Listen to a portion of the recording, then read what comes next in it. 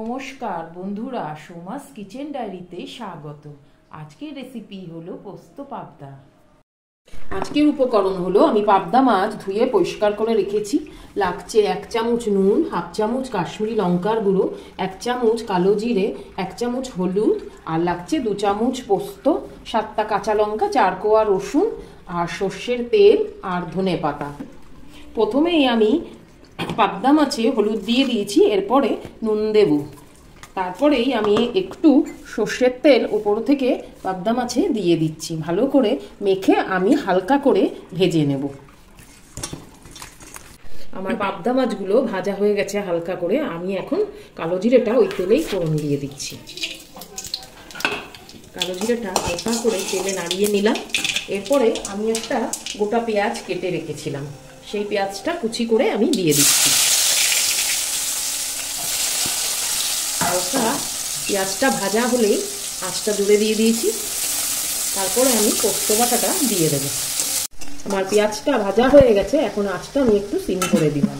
এরপরে আমি পোস্ত, লঙ্কা আর রসুন বাটাটা দিয়ে দিচ্ছি। এরপরে ভালো করে নাড়িয়ে নিলাম। এবার আঁচটা আবার জোরে করে দিলাম।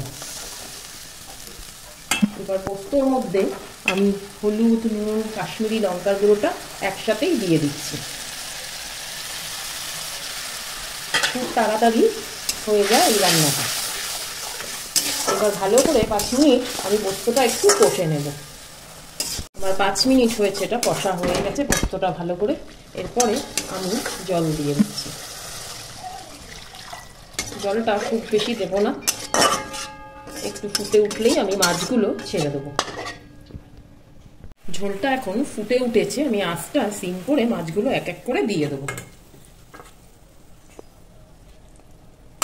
সব মাছগুলো আমি ছেড়ে দিচ্ছি। আমি মাছগুলো সব ছেড়ে দিয়েছি। এই মাছগুলো নরম হয় তো, এটা বেশি ফোটাবো না।